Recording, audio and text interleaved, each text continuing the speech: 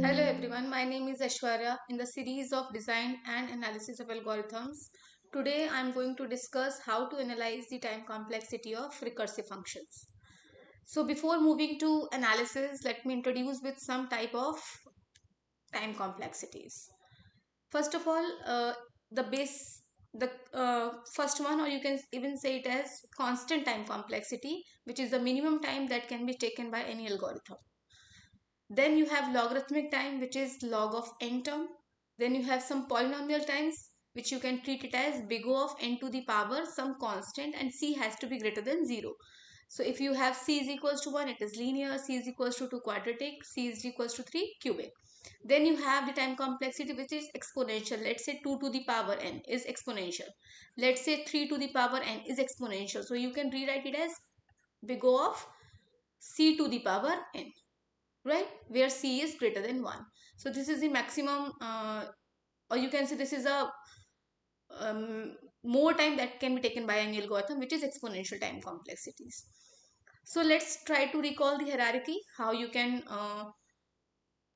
write them in a hierarchy of growth rate. That constant is the smaller one, and n to the power n, which is n into n into n into n. So this is the time complexity, which is the maximum, or you can say this is the time complexity for the hardest algorithms, which is n to the power n, almost exponential. And in exponential also it is n to the power n, and it is obviously larger than n factorial. Then you have 3 to the power n, 2 to the power n, n cube, n square, log terms, n, and then you have log n. So these are some these are some time complexities that is written in hierarchical way, which is the smaller one, which is the greatest one.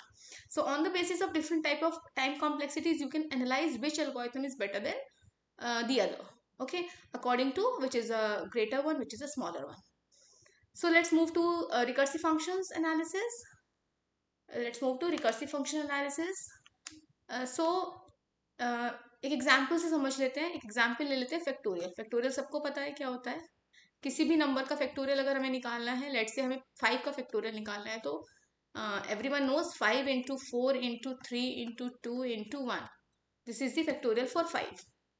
2 into 1. This is the factorial of 5. Everyone knows that. अगर हमें इसी factorial का recursive function लिखना है, हम इसे iterative programme से भी कर सकते हैं, but let's try to find this with it recursive function. So आप देखिए यहाँ पे क्या लिखा है, 5 इंटू 4 इंटू 3 इंटू 2 इंटू 1. ये है आपका फैक्टोरियल 5. क्या है ये? फैक्टोरियल 5 है. क्या आप इसमें ऐसे समझ सकते हैं 5, इसके अलावा ये सारी टर्म क्या है, ये आपका फैक्टोरियल 4 है. सबको पता है फैक्टोरियल 4 क्या होता है, 4 into 3 into 2 into 1. So you can write 5 into what you can write is 5 into 4 factorial. Is it fine or not? Now, you have written 5 into 4 factorial. 4 factorial is 4 into 3 into 2 into 1. Now see, this is what? This is 3 factorial. So can you write it as 5 into this 4 and into 3 factorial? This is also right. Now you can see what is 3 factorial is. 3 into 2 into 1. Right? And see, this is factorial of 2. So you can write 5 into 4 into 2 into 5 into 4 into 3 into 2 factorial. This is also right. Now you can see 2 into 1. 2 into 1 is 2 factorial. Now leave 2 and see 1. 1. 1 factorial is 1. As everyone knows, 1 factorial is 1. So how we can write the recursive function for this factorial of a number is, let's see. We can write, if we have n number, which is let's say 5 in this case, let's say n number which is 5, 5 into 4 into 3 into 2 into 1. This is what is the solution is. I am writing it 5 into, you need to find what? Factorial of 4. For 4 factorial you need to find 4 into factorial of 3. For 3 you need to find 3 into 2 factorial. For 2 you need to find 2 into 1 factorial, and you know 1 factorial answer is 1. This is what you are going to stop. This is what your recursive function is going to stop. So if your n is equals to 1, then definitely you will return what? You will return n which is equals to 1. Else what you are going to do? Else you are going to call this recursive function. Recursive function can be written as, let's see, factorial of 5. What you are going to write? 5 into factorial of 4. Is it fine or not? This is what you are going to write. This is a recursive function. Let's say factorial of 4, what you are going to write is 4 into factorial of 3. Now factorial of 3, what you are going to write is 3 into factorial of 2. Factorial of 2, what you are going to write is 2 into factorial of 1. और factorial 1 की value क्या होती है? वो होती है 1. ठीक है, तो हम इसका रिकर्सिव फंक्शन कैसे लिख सकते हैं? हम लिख सकते हैं ऐसे. अब मैं आपको सिखाती हूँ हम रिकरेंस रिलेशन कैसे लिखते हैं. रिकरेंस रिलेशन सबसे पहले तो होता क्या है? किसी भी रिकर्सिव प्रोग्राम के लिए आपको रिकरेंस रिलेशन लिखना आना चाहिए. सबसे पहले उसमें दो चीजें होती है. एक तो होता है आपका रिकर्सिव फंक्शन जो बार बार खुद को कॉल करता है. ठीक है, दूसरा होता है कहाँ पर रुकना है, क्या उसका एलिमिनेशन कंडीशन होगा, क्या उसका स्टॉपिंग कंडीशन होगा, तो उसको बोलते हैं हम एलिमिनेशन कंडीशन. तो किसी भी रिकरेंस रिलेशन के अंदर दो चीजें होंगी, एक तो होगा रिकर्सिव फंक्शन, दूसरा होगा elimination condition. Now I will going to write. अगर हमें फैक्टोरियल एक जनरलाइज में लिख रही हूं मैं एन, इसका फैक्टोरियल एन का आपको रिकरेंस रिलेशन लिखना है, तो आप क्या लिखेंगे? दो चीजें लिखेंगे. सबसे पहले मैं आपको एलिमिनेशन कंडीशन बताती हूँ कि वो हमें पता है. अगर बताइए हमें कहाँ रुकना है, ये रिकर्सिव फंक्शन कहाँ रुका जब एन की वैल्यू क्या हो गई, या जब हमें 1 का फैक्टोरियल, क्योंकि 1 का फैक्टोरियल हमें पता है. तो अगर एन की वैल्यू आपकी 1 हो जाती है तो आप रिटर्न करोगे 1. ये एलिमिनेशन कंडीशन है. कहाँ रुक रहे हैं हम? वहां रुक रहे हैं जहां पर n इज इक्वल टू 1 हो जाता है.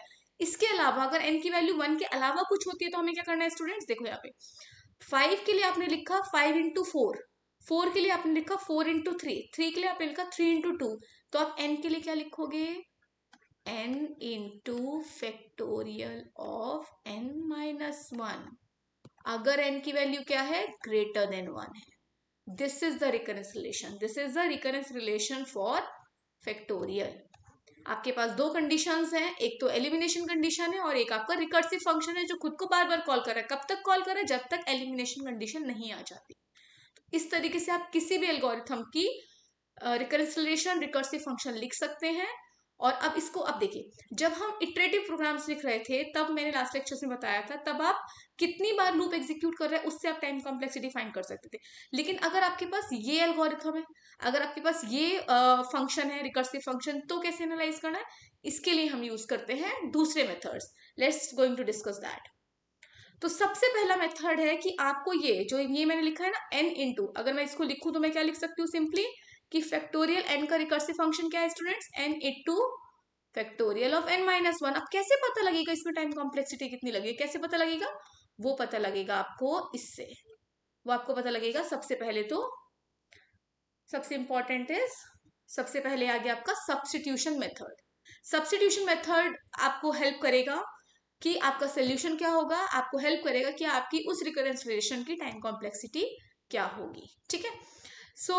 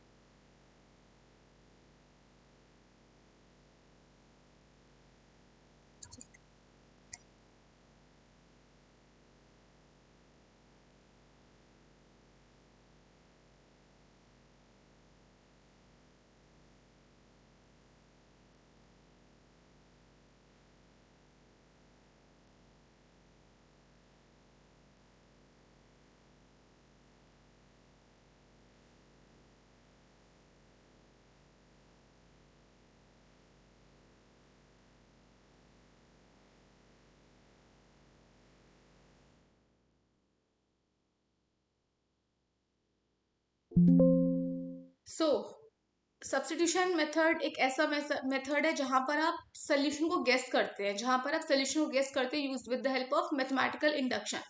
This is mathematical induction. It is I get missed. ठीक है. सो इसके पहले कि सब्स्टिट्यूशन मेथड क्या होता है, मैं आपको थोड़ा सा रिकरेंस की डेफिनेशन क्या है वो भी बता देती हूँ. कि कोई भी रिकरेंस जो होता है एक तरीके की इक्वेशन है. देखिए आप लोग यहाँ भी देख सकते हैं, एक तरीके की इक्वेशन दिख रही है आपको, है ना, कि 1 पे 1 होगा और एक से ज्यादा होगा तो n into factorial of n-1 होगा. ठीक. तो एक तरीके की इक्वेशन या इनइक्वालिटी होती है जो डिस्क्राइब करती है किसी भी फंक्शन को उसके छोटे वैल्यूज में, है ना. हमने n के लिए n-1 फाइंड किया, n-1 के लिए n-2 फाइंड किया. ठीक है. तो ये क्या है आपका एक रिकरेंस रिलेशन, एक तरीके की इक्वेशन है जो डिस्क्राइब करती है किसी भी फंक्शन को उसके छोटे वैल्यूज के साथ, छोटे इनपुट के साथ. ठीक. नाउ आपको जब सब्स्टिट्यूशन मेथड लगाना है तो आपको रिकरेंस रिलेशन आपको पता होना चाहिए, आपको गिवन होगा, and then you can analyse the time complexity using this particular method which is substitution. इसमें क्या करेंगे हम, इसमें हम छोटी वैल्यूज को सब्स्टिट्यूट करेंगे. क्या करेंगे हम, सब्स्टिट्यूट करेंगे. सबसे पहले आप क्या करेंगे, दो स्टेप्स में है ये बेसिकली. एक तो आप फॉर्म को गेस करेंगे कि किस तरीके से आपका रिकर्सिव फंक्शन इंक्रीज या डिक्रीज कर रहा है, मतलब क्या उसकी फॉर्म है. मतलब आप सोल्यूशन को गेस करेंगे कि ये पैटर्न इसमें फॉलो हो सकता है, एक क्या पैटर्न है उसका, कि n-1 के लिए n-2, n-2 के लिए n-3, क्या पैटर्न है वो आप सबसे पहले गेस करेंगे सब्स्टिट्यूशन मेथड में. उसके बाद उस पर हम मैथमेटिकल इंडक्शन लगाएंगे कि जो हमने गेस किया है वो सही है. ठीक है. तो मैं आपको एक एग्जाम्पल के थ्रू समझाती हूँ. आई डोंट नो आपको समझ आ रहा है, लेकिन I will try to make you understand with the help of an example. Let's take an example guys.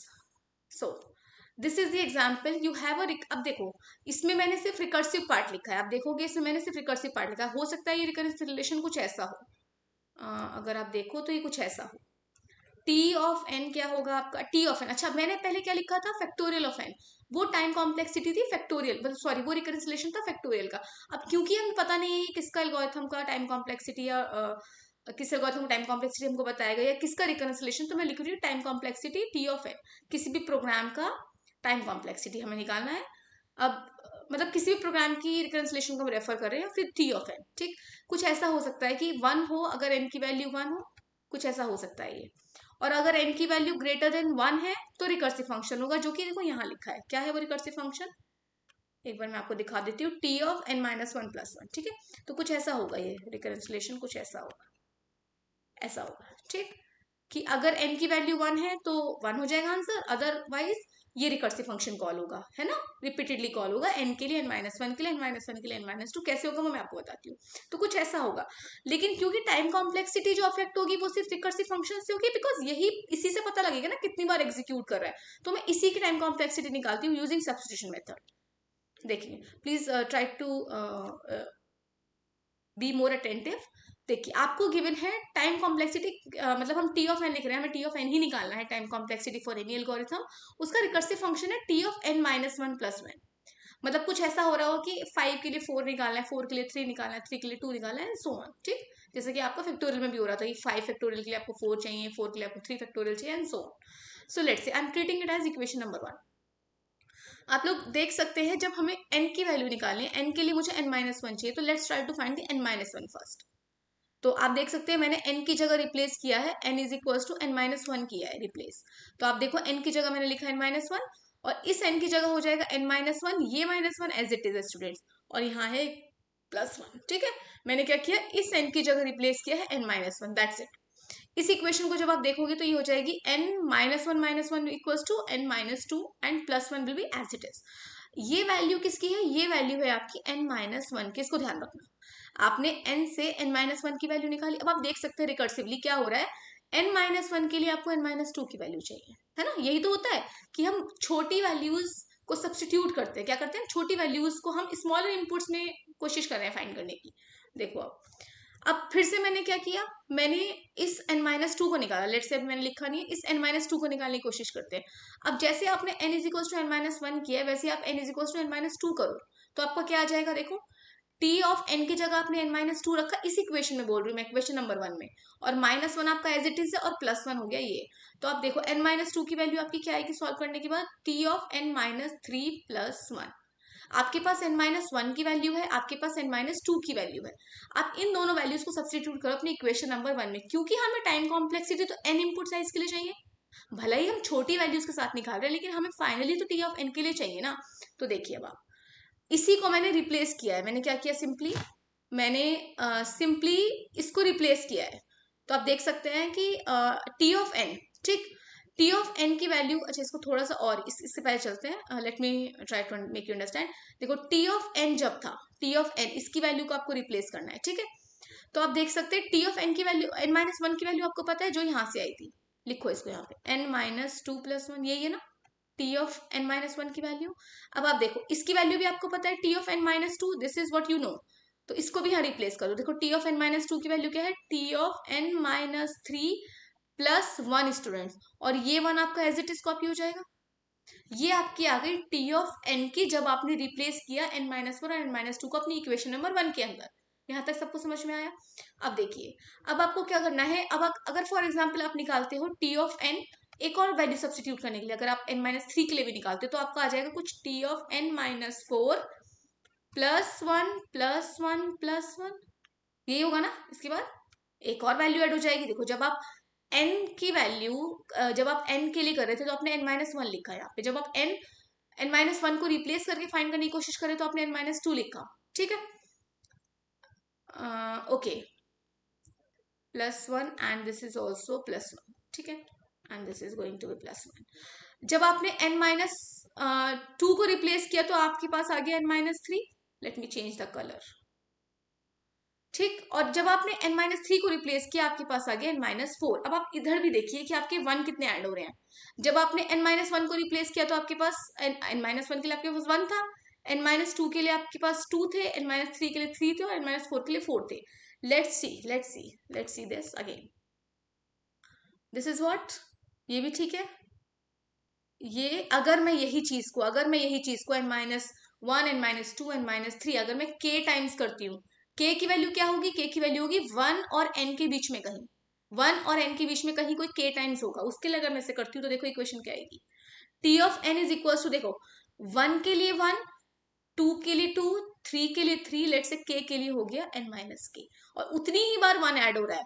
तो भाई एक बार हो, दो बार हो, तीन बार हो, अगर k बार करोगे तो k बार ऐड हो रहा है, ठीक। अब देखिए आप, मैंने आपको बोला था अभी रिकरेंस रिलेशन जब लिखा था इसका, कि अगर n की वैल्यू, देखो n की वैल्यू वन भी गिवन हो सकती है, लेट से n की वैल्यू जीरो है, अगर n की वैल्यू जीरो होगी तब आपका आंसर मे बी वन या जीरो होगा, मतलब एलिमिनेशन कंडीशन कुछ ना कुछ लिखनी पड़ेगी।